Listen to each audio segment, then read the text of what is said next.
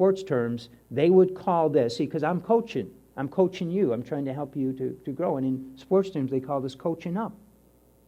You take someone maybe with limited talent, limited ability, but you impart to them, you work with them, you nurture them, you train them, you teach them, you coach them, and they can become more than they were when they started.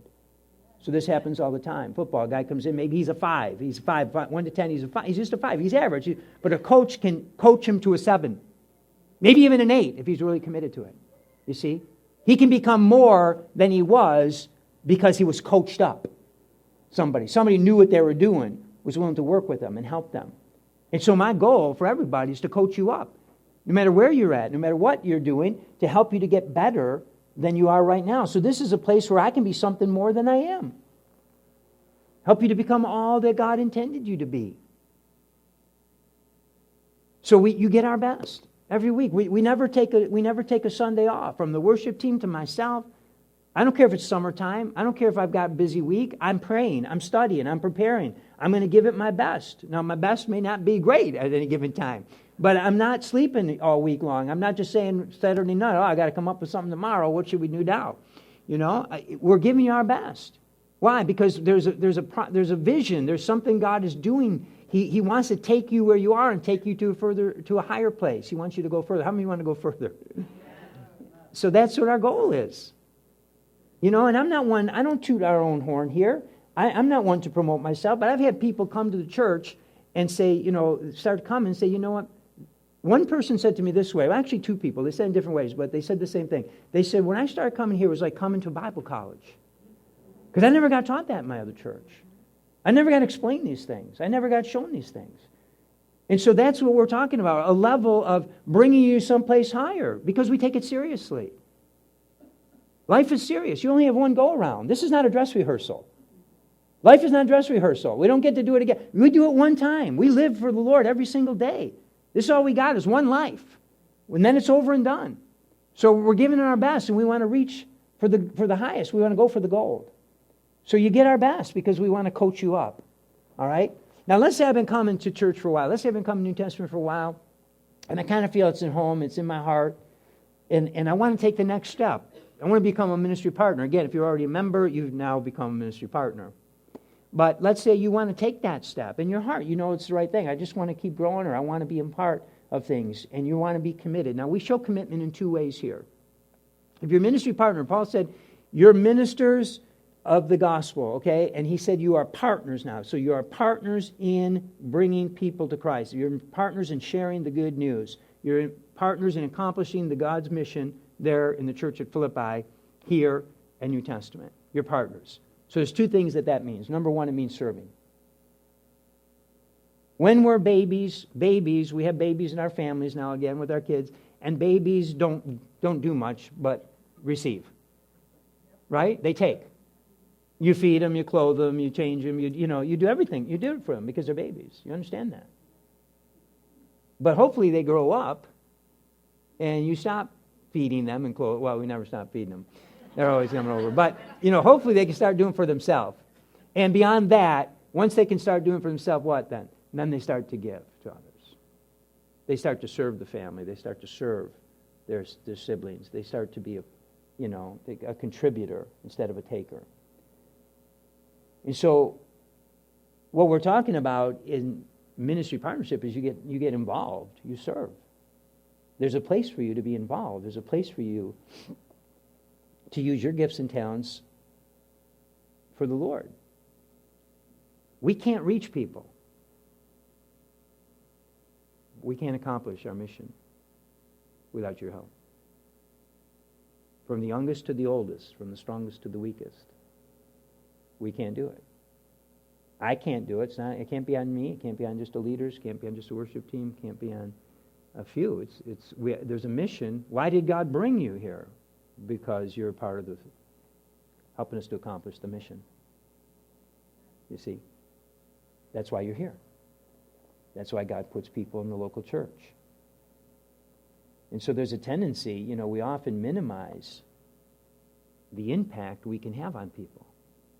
You don't realize you're a weapon at God's disposal. You don't realize how God can change people's destiny through you. And I'm not talking about preaching. I'm not talking about getting up, in front of people. I'm just talking about in your life.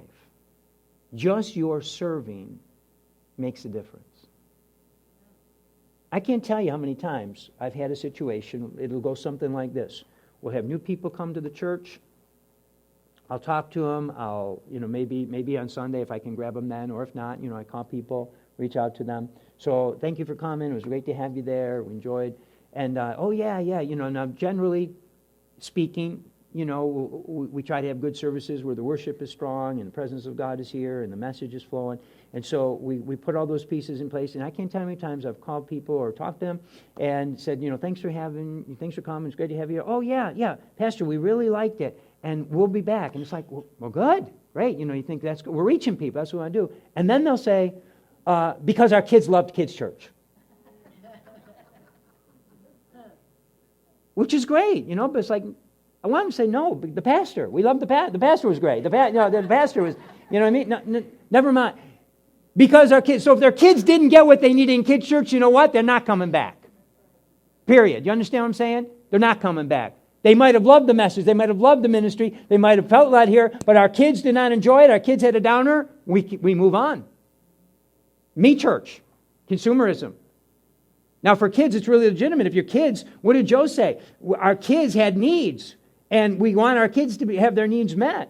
We might not have the best kids' church. We might not have the best youth ministry in the world, but we have a good one. We do it with quality. We do it with excellence. We give it our all. Why? That's ministry. And in ministering to them, we're accomplishing something of value, but also we're helping the whole family. We're helping, hopefully, the leaders. So what I'm saying, the moms and dads. So what I'm saying to you is if we don't have people in place and we don't have people that'll reach out and people that'll help and people do this stuff, it doesn't matter what's happening on the platform, it's all going to fall flat. We need people to do the work. It's called serving. No people in kids' church is not going to fly. It's just not going to fly.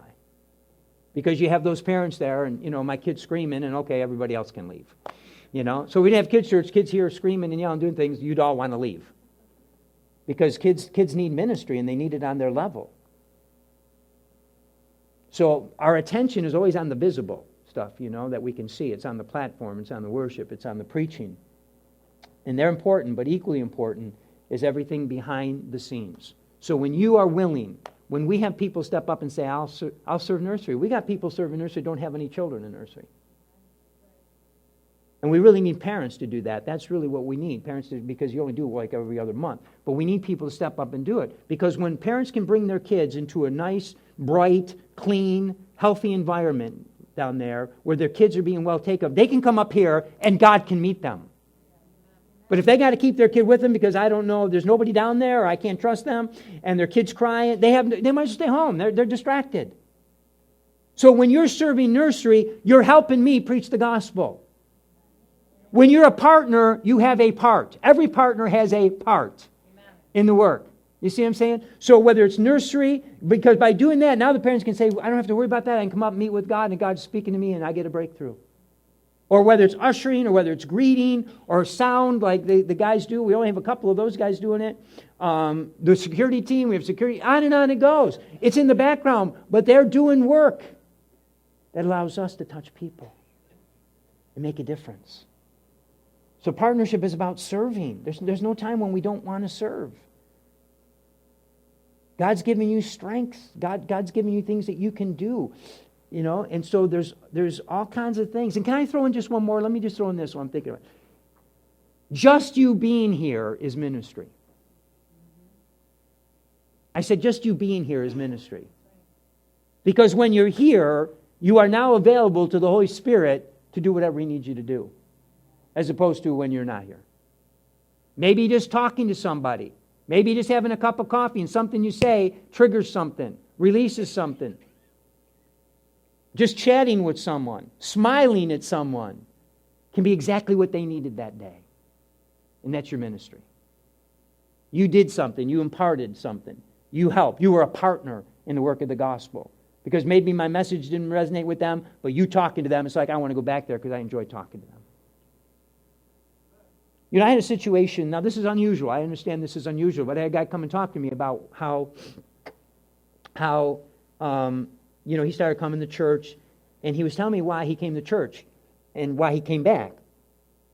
He came to church, liked the service, but as he was leaving, he was talking to someone. I don't know if he's talking to him in the atrium or not, but they left together. They're walking out, another gentleman, and he goes, we got in the parking lot, and the guy lights up a cigarette. And he said, I just kind of, smiled and laughed, said, oh, you smoke in the church parking lot.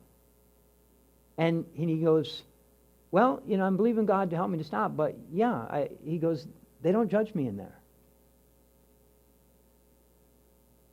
Now this guy, the new guy, he doesn't smoke, but he was dealing with something really serious, really deep. And in his heart, he said, I need to be in a place where I won't be judged. That's why he started to come. One guy walking out, lighting up a cigarette. God used it. Now don't start smoking to get used by God, okay? God used that. Something as simple as that. God used that to touch someone's life. That's what we're talking about. Don't ever estimate what God can do. You have gifts, you have talents, you have abilities. We'll help you to develop them. But really, the only way you can use them is to get involved. The only way your muscle is going to get stronger, you exercise it. You start using it. It's the principle of use. The law of use. Whatever you use gets stronger. Whatever you don't use gets weaker. So you use your gifts. God's called you to serve in some capacity. Okay, and whatever it is, you do it with all of your heart. So now here's another unique thing about our church. We're talking about serving. We have no volunteers here. We have no volunteers. We don't want any volunteers. We're not interested in volunteers. What we have are ministers. In other words, if you get involved, you're not a volunteer. Don't ever look at yourself as a volunteer. A volunteer says, today I've done a lot. I don't feel like doing it today. I'm not doing it. I'm not volunteering today. No. If God's called you to get involved in ministry, that's your call. I started out in nursery. Then I got graduated to kids' church. Then I got graduated to youth ministry. Now here I am. But when I did it with all my heart. No matter what your ministry is, you do it with all your heart. In other words, that's not going to be your place for the rest of your life, but that's your ministry. So it's not like I just don't show up or I just don't do it.